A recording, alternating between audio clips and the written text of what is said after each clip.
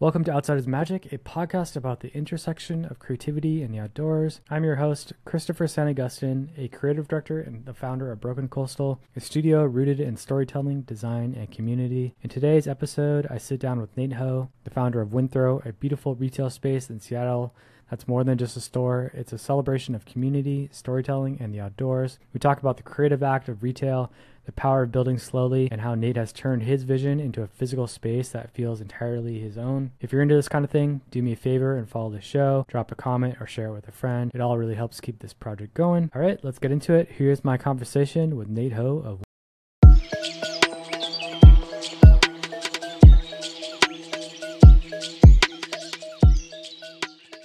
Nate, thanks for jumping on to the podcast. Before we jump into all the exciting things you're doing at your store Windthrow, I was hoping you kind of just give us a little primer on your past, where you grew up. Did you grow up kind of in a creative family and exploring the outdoors? Or did all this kind of show up in your life? Geez. To go way back, I wouldn't say I grew up in it's disingenuous to say my family isn't creative. I guess everybody's a little bit creative, but I certainly grew up in an outdoorsy family. My dad's been racing bikes for 30 something years. My mom's side of the family, they all grew up in Southern California, spent a lot of time outside, backpacking, hiking, that sort of thing. And so it was always kind of like a integral part of my life. And the creativity was definitely nurtured on my side from my family. And my parents are both have a creative spark in them, but I didn't grow up in some cool, like upstate New York artist family. Like this, yeah, I always say like like ethnicity is business park. I grew up in like a corporate family, like we moved around a lot for my dad's job. He worked at Ford, the car company, and we lived all over the place. And, my parents are kind of educated middle class people. It wasn't, nothing. They sent me to cool art camp and stuff like that, but but it was always, I didn't really have like ceramicists and painters in my household doing crazy shit all the time. So yeah. Well, so you went to design school in New York. How did that come about then? Yeah. So I guess to skip ahead of ways, yeah, grew up all over the place, but went to high school in Sacramento, which is where I usually say I'm from, and then moved to Seattle in 2013, and then moved to New York in 2018 for grad school. I went to Parsons for an MA in fashion studies, and then moved back to Seattle in 2020. And yeah, I think the move to Parsons, so I got my undergrad in medieval history actually, and I always had I had this dream as a kid to be like a professor of medieval history, and that ship sailed in the 80s, I think. Very difficult to get that job, especially when, I'm not willing to just write a bunch of books about dead people all the time. Instruction is fun, but I didn't really want to, Yeah. research. And so, and it was, it was always had interesting in fashion and marketing and just kind of like this split personality. I wasn't really a terrific academic because I like all this other stuff. And so, I yeah, started working in menswear at a really cool store here in Seattle, and then got more into the creative side of things and a little bit of buying, and just kind of got into that whole universe. And then after a few years there, I was like, oh, it'd be really fun to kind of maybe continue the academic thing, but in a different trajectory. So maybe do more of a a little more focused, something more contemporary, and being focused into fashion, and kind of check out what New York's all about. And maybe get to do some cool opportunities, some stuff over there. But obviously, I think like anybody in grad school in a master's degree, still kind of aimless. I think in hindsight, I was still just kind of trying to, if I just stuck it out and I just stayed at my job, I probably would have ended up at the same place now that I did when I was over there. Obviously, I made connections and met cool people in New York that helped me start Windthrow, but at the end of the day, all roads lead to the same place. So I think I was just trying to, like a lot of people that enter a master's, trying to just figure out why I exist and what I want to do. And academia and the piece of paper give you meaning, I guess. But it was cool. I got to teach fashion history and design history to undergrads, which is really cool. And I got to work in showrooms and do some other cool creative work in New York City, which is great. Met my wife, which is really cool, and made a lot of really great friends. Yeah, then moved back here in 2020. Kept doing, the art direction, the copywriting, creative direction, that kind of thing. Started a couple fun projects here. And then, yeah, after a few years, 2023, it's like,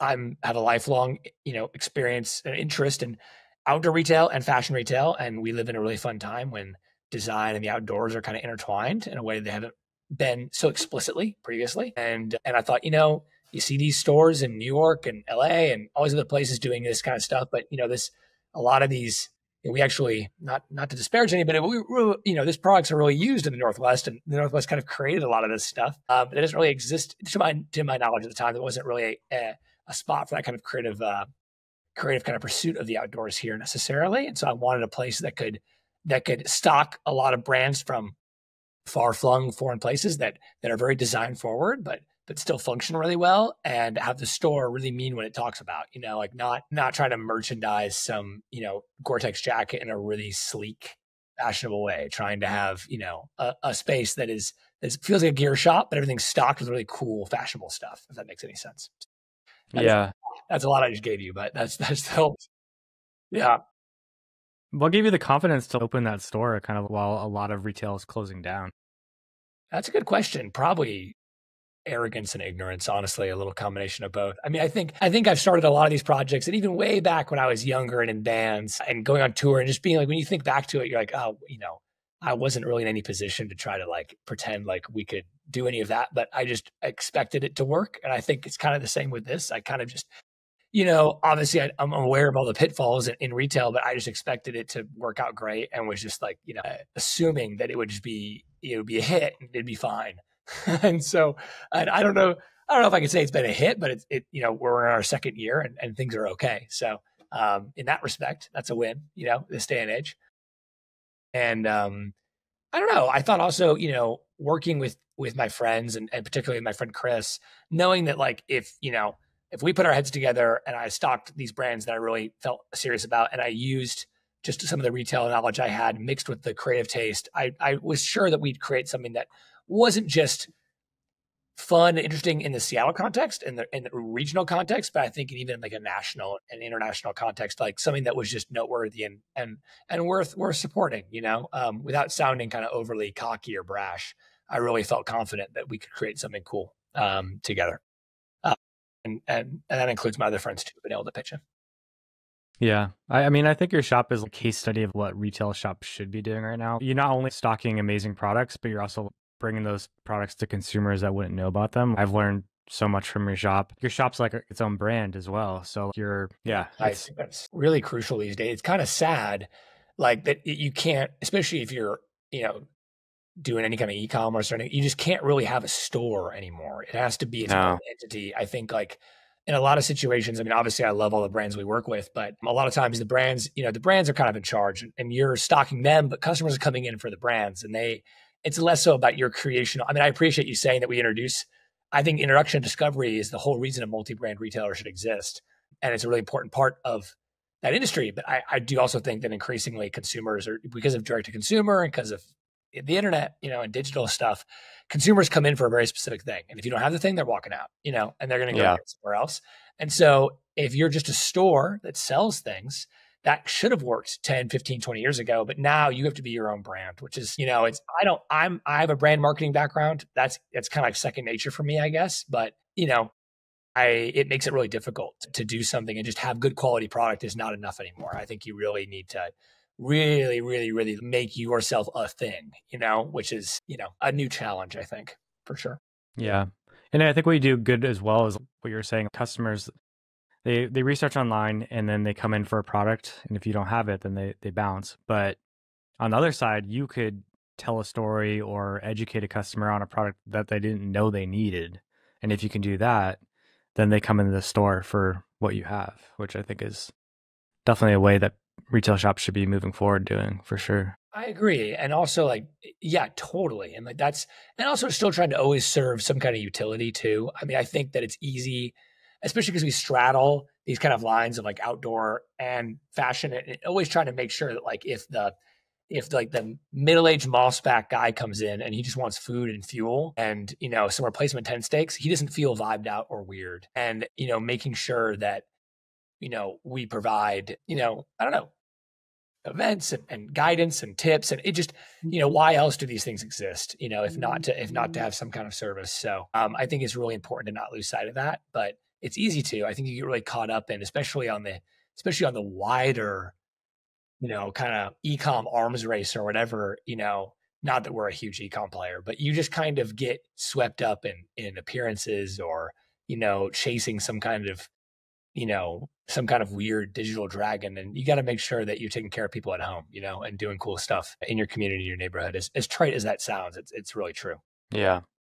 Yeah, I definitely want to chat about that. But before, was this all part of your business plan and strategy, or did it just kind of unfold naturally into what it is today? I think a combination of both, I guess. I think in terms of like, especially like, my buddy Chris, who is kind of like my creative partner on a lot of this stuff, we used to throw these big parties, and I've always kind of thrown, even from booking shows as a high schooler or whatever to throwing parties. Having events is just kind of second nature. It's almost like same way like making graphic tees. It's like, oh, well, we're just gonna have to make graphic tee, and then we're just gonna have an event to release the t-shirt, which seems ridiculous when you say that, but people just want to. It seems stupid, but people just, it's a reason to do something. And I think especially in I think maybe more like I don't know, tertiary cities like Seattle, I guess, like not to disparage my home, but people are kind of hungry for things to go to that feel significant or fun or whatever, and they just want to come out to stuff, and especially when you make it really specific and cool, like a co-branded hike with somebody we sell, or adding scavenger hunts or talks with expert, just making it get adding some value to it. I think it I don't know, it comes kind of as second nature, I guess, a little bit, and you can kind of just it just seems like how could you do this without doing that, I guess, if that makes any sense. But I'm also, as you can probably tell, a pretty chatty guy, and I like doing stuff, so I don't mind doing this kind of thing. It feels natural. But it was, so to answer your question, it was part of the business plan, but in a natural way, never in a really stated way. It was just like, that's what's going to have to happen. Like, we're going to do an event every month because that's just how it's going to be. Yeah. But where did that start? When did you start doing organizing parties and stuff like that? I mean, yeah, probably high school, truthfully. I mean, I was in this like kind of like DIY kind of punk hardcore scene in Northern California. And I don't know, I just became the person that tried to book shows for my band, and they were all a little bit older than me. And I didn't really tell a lot of people I was in high school or whatever. I mean, the band mates obviously knew, but I was kind of kept my age a secret, and I would just book shows. And then you book enough shows, and you, for some reason, I just kind of became the person that, I mean, I wasn't the guy. There's a lot of people, but bands from out of town would hit me up to find a venue for them. And then, I don't know, I would just, then you'd be booking tours and booking recording dates. I just was like, it was just a thing that I think again, maybe, I don't know, maybe I just didn't see an alternative. It was like, well, this just has to happen, And I think like, yeah, I think there's still a little bit of that left over, that kind of like hardcore frontman soapbox, evangelizing. But it really is like, if you want to make something happen, you just have to do it. And like, especially I think growing up in a town like Sacramento, which is, it's a cow town, and I mean, I love it, but people, it's like the armpit of California or whatever. And, if you can make anything happen anywhere, you just have to be the one that you have to have a reason people to come out to things, And I guess I was just, I don't know, motivated to do that instead of, I don't know, just a confidence, I guess. It's hard I'm having a hard time explaining this. That sounds like an egotistical asshole, but I think it's like, I swear I'm not. I just feel like I just didn't second. Maybe I'm just dumb. I just didn't even cross my mind that people wouldn't come. It was like, oh, people are going to come. Yeah. If I just make it happen, we're going to come to this. And, especially when you're a kid and only 12 people come, it feels like a win because it's just 12 people. Whoa. And then, yeah, that's always kind of been a part of it, whatever it was. I mean, when I got more into bikes and stuff, when I started racing bikes and all that, kind of like tail end of high school, early college, I started wanting to like book like indoor roller sprints or bike races or whatever. It was just like a natural kind of instinct, I guess. I mean, I can't write music. I can't draw. I can't, do any of that. But I guess what I am drawn to is getting people together. Yeah. I mean, I think that DIY punk culture definitely is a huge part of it. I come from that background as well. And it was like, you'd hop on the BART train in San Francisco or in the Bay Area or East Bay where I was, and you carry like your bass and your amplifier like in a shopping cart to some house party where there was, maybe like 6 or 8 people who showed up. Yeah. And then you're making your DIY flyers that you're photocopying and 100%. putting them around. You totally get it. Exactly. Yeah. Exactly. Totally. Yeah, I mean, right. It's the same reason that like why you're starting a podcast. You're just like, I'm starting a podcast because I have an urge to just start something. And you feel like you feel like you just have to do it, and it's like, it's the same as you're in high school. I just have to make this flyer for the show. There's not even you're not even wondering whether or not it's worth your time. You're not thinking that. You're just doing it because you have an urge to create or do something. So yeah. Yeah.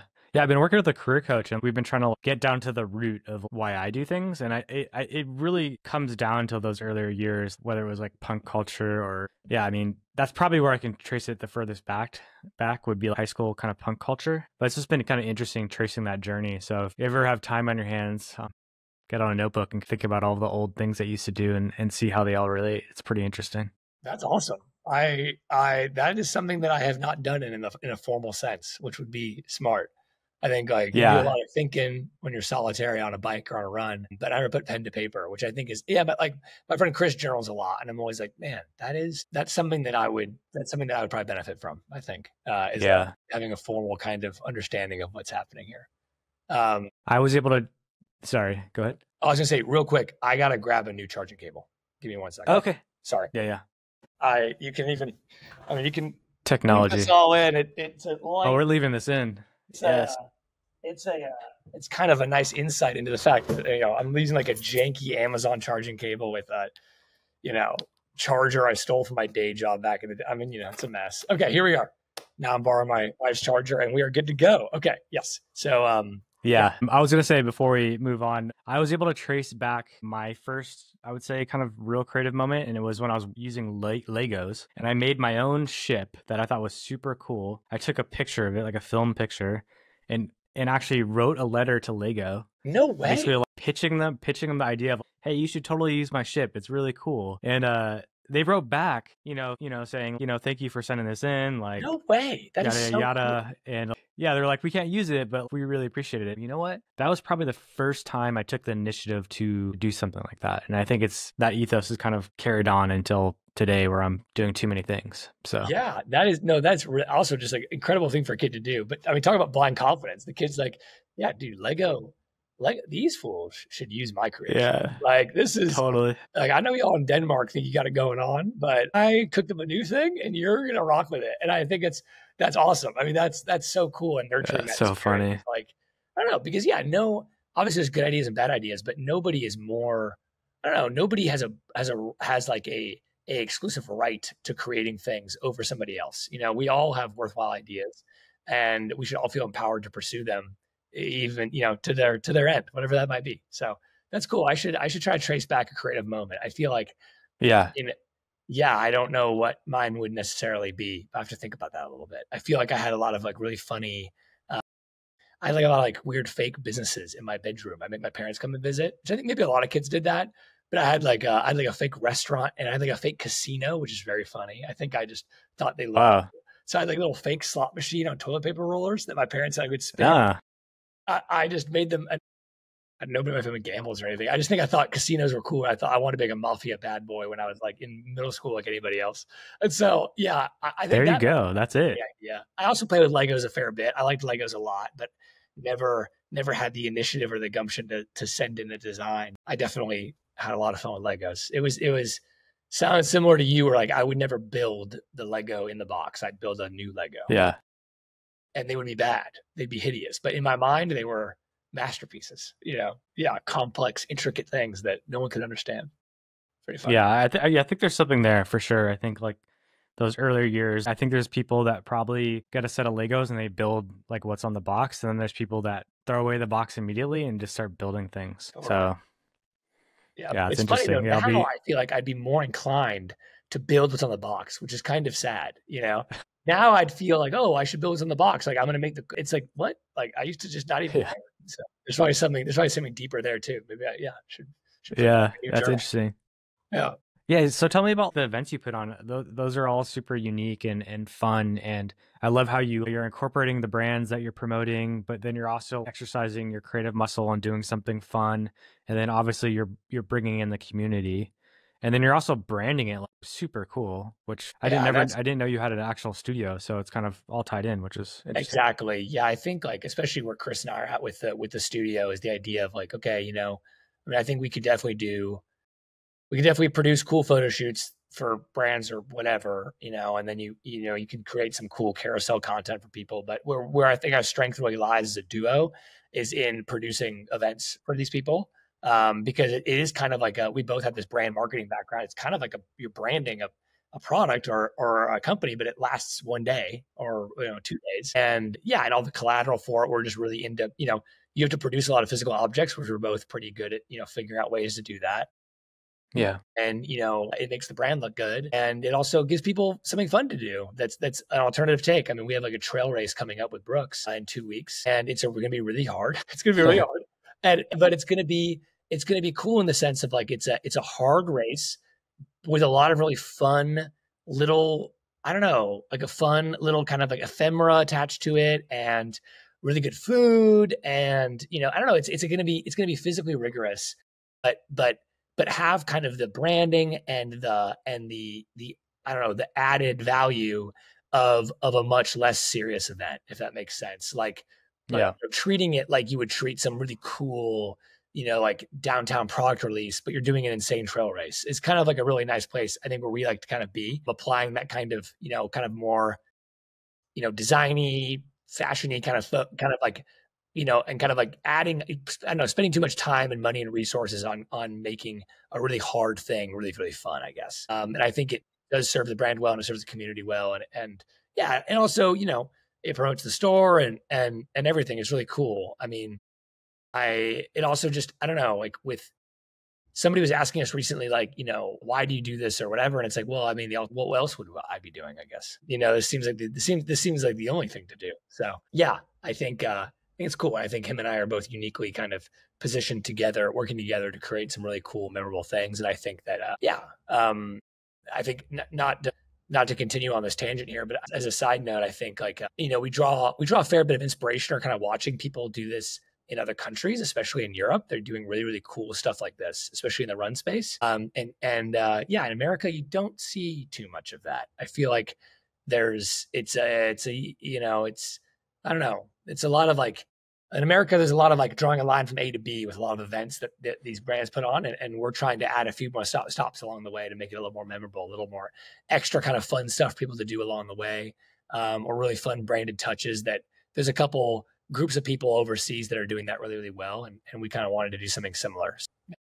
Yeah. I mean, I personally think that there's so much value in doing these events. I'm curious, what do the brands think? They like it. I mean, I think that, especially because the studio is kind of in its infancy here in the relative scheme of things, I think that a lot of brands maybe kind of start talking, about something a little different. They're kind of expecting, if they're on the outdoor side of things, they're expecting a very straightforward outdoor retailer activation. They're expecting like a raffle, a giveaway, a flyer made with clip art, and like a demo, a shoe demo. The running brand, especially bringing a shoe demo, everyone comes back to the shop afterwards, and then they all leave, and that's that. And that's there's nothing wrong with that. That's an integral part of that whole ecosystem. But yeah, we're gonna create a crazy poster, and then, oh, by the way, while you're out there, there's like a crazy scavenger hunt, and also you have to do this other thing, and you're all going to get t-shirts, and it's going to make the shoes look super cool and good, and you're going to want to buy them afterwards. It's just,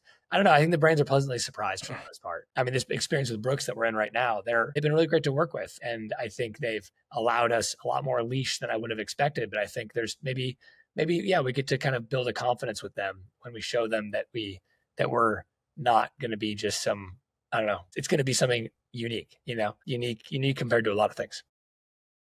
Yeah, and I think the difference too between the traditional model is that it makes an impact on the customers and the people who attend. But I think when they go to an event like yours, that's truly unique and kind of thinks outside the box, I think they're going to remember that experience, potentially for the rest of their lives. And the people who, are a part of it, like the brands, they're going to remember that. They're going to remember that Brooks, supported this fucking crazy race that they did or did not finish. I think that's super important. And I'm just kind of curious on, how you justify it with brands in the future. I think it's a little bit easier to talk with brands to kind of help out with this, especially if you're designing posters and doing one-off printed shirts. You can only put it out of your own pocket for so long, right? 100%. I know from experience, I'm always jumping into my creative projects, but it'd be nice for the brand partners to jump in as well. Yeah, I mean, we're lucky in that they, with these events, they most certainly have jumped in. I mean, we are working for them to produce something, Yeah. which is great. In the past, that hasn't always been true, but we're still that we, with the earlier events that we were doing that weren't necessarily subsidized by brands or done on commission for the brands or whatever, we were able to kind of subsidize things a little bit by just being really cheap and whatever else. But obviously, this allows us to do whatever we want to do, and go a lot crazier with it. Which is great, and is hopefully something we can. I don't know. We have ambitions to like franchise out some of that stuff in terms of like doing it in other cities and just kind of making it a big part of what the studio, of what our little creative studio does. Yeah. Because I think that is something that we, can, I don't know. It's something that's kind of missing, especially on like in the States. And you get a little bit of it. There's definitely some really cool groups out there doing some cool stuff. I think that these brands are all super interested in kind of creating something unique, like you said, and something memorable. It seems like they need people to help them with it. So we're down. Yeah. I think it also takes somebody who's willing to go the extra mile to do something special. I don't think everyone's willing to do that. That's true. It takes that punk rocker, right, who's down to bike around town and put up flyers that no one's really going to see, but totally. Or like, it makes it that extra special. The 24-hour relay race that we did last year called Nonstop, we, like Satisfy pitched in a little bit of some resources, and we found some other sponsors to help out. But, it was a lot of our own effort, blood, sweat, and tears. And it was, now Hoka's helping us out a lot more, and we're able to do, something really special that makes Hoka look really good. But it wouldn't have existed without us kind of like blindly going for it the first time, and having a proof of concept essentially. So, you're totally right. I think this conversation all ties back to just being like, if you grew up in, some kind of DIY music scene or whatever, you're well set for your future. Yeah. Any parents are listening and your kid tries to start, booking shows or whatever, you should let them. Definitely encourage that behavior. It's very, very cool. Definitely. So how did the studio come about? Did it happen around the same time or different time? I think it was always kind of part of the store idea a little bit. When I first started thinking of the store, I was like, okay, it'd be nice to, do something. Owning a store is awesome, and working in the store all the time is really cool. And I genuinely do enjoy it. I'm not above any of that stuff, but I also, love doing professional creative work. And I think that, Chris and I had a unique vision to offer people. And we both, we've had some other like kind of projects we worked on in the past, and we both have like agency backgrounds and other stuff. And so it was like, we should just start our own agency out of the store. The store can kind of be like this thing that kind of introduces us to everybody. And then it can kind of be a proof of concept for us to do work for these brands or for other brands that want that kind of touch. And that was kind of I don't know, again, like everything else kind of just felt natural. Like, of course that should be part of it.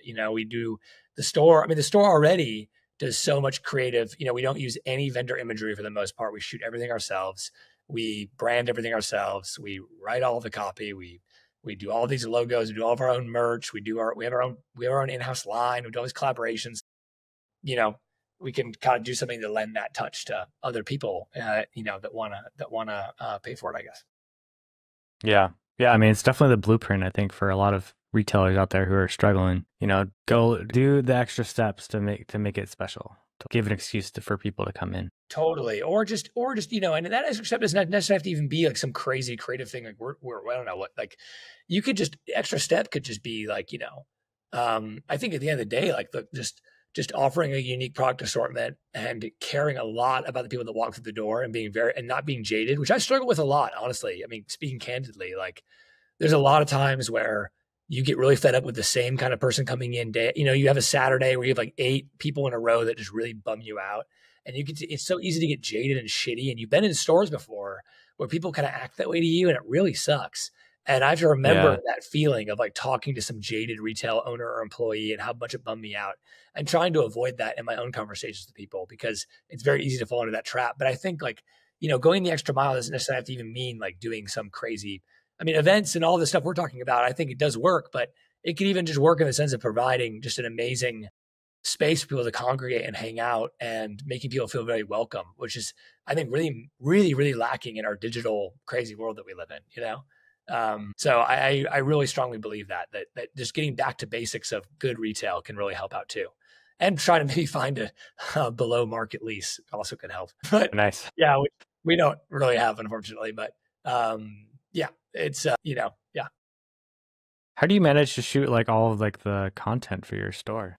I mean, I don't know, we're just busy. I mean, I think so I worked at like a big like menswear kind of like denim place in Seattle for a while, and that was my real first. I'd been working in retail. It was my first experience on the back end of retail, and it was a great setting for it because they shoot pretty much everything in house, and they write all the copy, and they do everything, and they're a big part of what they do is they have a photo studio attached to the store. It's like not even an option to not have that attached to the store. And I think I don't know, I'm grateful that I got a lot of my retail education there and from the owner of that place, who I think really, whether he knew it or not, taught me a really good lesson about how to just, have a store that everything's very ownable. You create everything yourself. You're really, even if you're carrying brands that other places carry, it's like you're introducing it to your customer in your own way because you're doing your own photography. You're doing editorial for every brand that comes in. You're writing all your copy yourself. You're not phoning anything in. And I think that on the e-com front, but even on the in-store side of things, having that kind of presence online and on Instagram or whatever, it just really makes you feel legit, and it makes people feel comfortable looking to you for guidance and at the end of the day, like buying things from you. Yeah. And even, e-com has grown for us a lot, which I'm so grateful for. But, even if it didn't, I had to have an online store that had all of our own product photography on it because people just shop online before they even come in store nowadays. It's just crucial to have some kind of online presence. I mean, I know there's some new stores that don't do that, and that's so badass and cool, but I don't know, especially in Seattle, this place with Amazon basically invented e-commerce. So people here like to shop. People here like to look at things online before they come in. They want to look at things online when they go home. You can't, it's not the 70s, you just got to be able to do all that. And so I don't know. I just think it was not even like everything else we've talked about today. There wasn't even an option to not have a photo studio attached to the store. It had to be someplace with a little back room we could shoot things in. And we had to have a photographer on staff who could go, or multiple photographers on staff now who could go and shoot things with us. And we work with all of our other friends who are also rad photographers and models and just cool people in the city to be able to produce things too. Because another mission of the store is kind of to help, I mean, without sounding overly grandiose, just have it kind of help elevate a lot of different people. This place, Seattle's like a B tier town that a lot of people kind of like gloss over. And there's a lot of really rad, creative, fun, interesting people here that do really cool stuff. And if there's any way that Windthrow can provide them with any kind of platform at all, I'll do it. I just think championing that is really important instead of, just chasing cool, New York or LA out of town talent. And those are all incredible artists and people to work with and really cool. But it's also awesome just to work with people in your own town that are really smart and awesome too. Yeah, I love that. Beyond the running race that you're about to do, is there anything on the horizon that you're super stoked on? Yeah, I mean, so yeah, we just got done with an event for a Swedish brand that we carry, Houdini, that those guys are awesome. We did a really cool 2-day event with them like last month. And then, this month is the Brooks event. And then next month, we might be doing another run or maybe a hike with one of the brands that we carry. That hasn't been finalized. And then in July, we're doing the 24-hour relay race again with Hoka's support. And then August, probably nothing because no one is around. But in town and gone or whatever. I'd love to do like an overnight backpacking trip to the store. I think, we do a lot of running events. Despite not really, we are a run-ish store, but we're not really a run shop. I just love racing ultras and stuff like that, and I'm a big runner, so it just makes sense for me. But it would be really cool to do an overnight backpacking trip. The problem is that it's, especially in Washington State, it's very logistically difficult to reserve sites. Everything's very protected here, which is cool. It keeps the outdoors, beautiful and tranquil. But it's difficult to find a site for a group of 10 people, let alone more than that. So I think, it's been my mission the last 2 summers that the shop's been open to do an overnight backpacking trip with a group of 10. And I have not been able to make it happen. But this summer, I'm pretty determined. So that might happen in August. And then we'd love to have we might do another cool kind of like repair thing with a guy from the UK who makes bags. I don't know. Yeah, might do we like to do these talks too. So we've had friends give kind of informal talks at the store about foraging or fly fishing or gear repair or how to read a map or, whatever. And maybe doing another one of those would be really fun too. I really enjoy those. We just set up a projector and a screen and give everyone chips and beer, and everyone just sits around and kind of listens to not even like a professional, usually a friend who just is passionate about something, talk about what they're into. I think that's it. Yeah. We try to do a couple of those a year, and it's I don't know, that stuff really gives me a lot of joy too, because again, it's cool to see a room. Like we had this woman, Diane Katz, come in. She lives in Tacoma, but she was the first apparel designer at Nike and is a really, really talented woman. And she came in and gave this, talk, and it was packed of people trying to, and it was just so cool to hear this woman who lives in Tacoma just give a talk about her life, and people were just so excited to hear about it. And so I love being able to do those kind of events too. Hopefully I'll get to do one of those this summer also, maybe two. Awesome. Yeah, you'll have to record those and put them on YouTube or something. That's what everyone tells me. Yeah, I know. It's another thing. I do have to do that. I think, it would be, I just maybe just some editing to make it really fun and crazy, but I should probably start to do that, because I think a lot of people would find them interesting. But even in like the digital sense, they're cool. But in the physical sense, it's just so fun to, I don't know. I'm closing down at the end of a talk. I'm throwing away, half drank warm beers and chips, and I'm listening to people exchange phone numbers, and make plans. And that's so cool, especially in a town that's known for being a little antisocial. It's really awesome to see people, meet each other somewhere is really rad. So I think the physical component of it's really. Yeah, I love that. Is there another creative or another retail shop or someone that inspires you right now that's got you stoked? Geez, a lot of people. I mean, it's been, I can't even shout out just one. I mean, it's been really cool to see a lot of new stuff popping up. I mean, even like there's some stuff popping up in the city that made me really excited. Of friends just like starting businesses that aren't even the same as mine, but like rad, consignment stores or coffee shops or whatever, or new venues. That's all exciting. And then regionally, there's some great, especially down in Portland, there's some really cool, brands and stores that are opening up that are exciting. And then on even a bigger national, international level, there's just, groups of people doing things everywhere that, I mean, it's not very specific. I could just go on forever. It's so cool to watch, people like, I know the beauty of the internet, right? Like watching store like Distance in Paris do all these rad events, and then being able to also know about Chess Club in Portland doing really cool stuff with their bookshop. And down in Sacramento, my hometown, there's a spot called Demo Spot that's opened up. It's doing like zine fairs and hardcore shows and like raves, and it's just all, I don't know. It's sweet that I can discover so many things that get me excited, in so many different disparate places. It's that to me brings me a lot of joy and stoke, I guess. Finding some graphic designer in Toronto who's just making cool ass fucking t-shirts, and you're like, wow, it's awesome. Like, and being able to stalk them and their friends or whatever, and being like, oh, y'all look like you're having a great time. I don't know. I just draw a lot of influences from all kinds of places that get me really excited. But yeah, I'd say that, there's some really cool stuff. I mean, I think especially, speaking to the region specifically and like speaking down to Portland, I mean, our friends have this awesome brand Nerds really blowing up right now. And our friends at Earth Studies, there's some really cool stuff that's happening down that way. And then, and up in Vancouver, there's all kinds of amazing stuff too. It's all really exciting to follow along with, and really cool stuff back at home. I think it's easy to kind of disparage the place where you live or feel like there's nothing that inspiring. And then people come and visit and they talk about how many cool record stores they've been to or coffee shops. And you go, yeah, like Seattle's got a bunch of great stuff too. So yeah, I have a lot of friends pursuing some interesting things here that I'm excited about also. How do you catalog all this inspiration? Is it just in your head, or do you store links, or? I think I could do a better job. Pull stills. Yeah, I think everything's definitely in the head to my detriment. Yeah.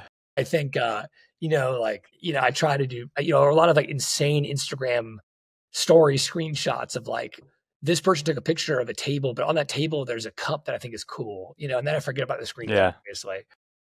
Yeah. So yeah, I think I could do a better job cataloging this kind of stuff. It's also another great thing about owning a physical space, though, is a lot of people come introduce themselves to you, or people from out of town just bring up what's going on in their town, and you just get a lot of conversations and connections that bring about this kind of awareness too. Things that I think maybe the internet, this is not a revolutionary statement by any means, but isn't an amazing place to find out about stuff, right? Like certain things come through and most things don't. And so having having a store where people come through and they talk to you all the time is a great way to know what's going on. Yeah. And and just to build connections with people, it's a great way to discover things. And so, you can just write them down on a sticky note or whatever, and it's or just kind of forget about it, but at least you get to hear about it. Yeah, I love that. What is one thing you believe deep down that you want to share with people? Jeez. I do think, I guess it ties back to this kind of through line to this whole conversation, but it's like, just, do whatever, I don't know, just do what you want to do, no matter how stupid or ridiculous it is. I think I was just talking to a friend a few minutes ago at a coffee shop he works at about like starting a business or whatever. And I was like, and I kind of figured out a few years ago that like leaving America or living somewhere else wasn't really in the cards I don't have really a viable path to, to being an expat or whatever.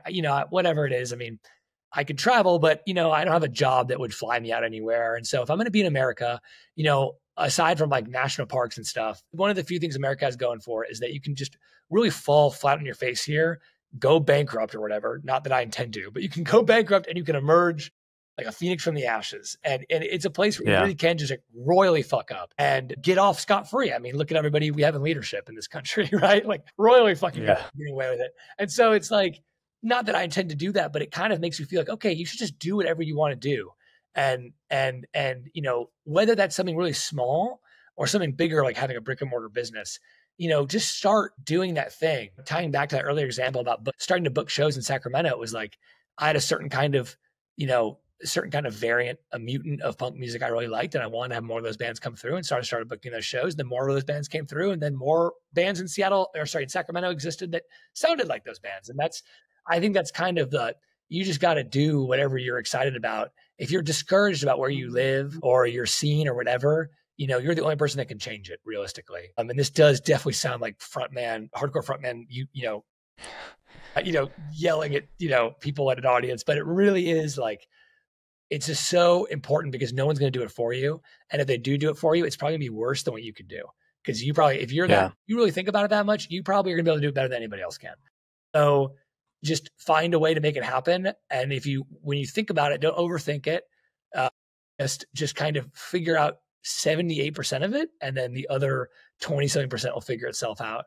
I don't think those add up. So I'm bad at math, obviously, but it's just, we'll check.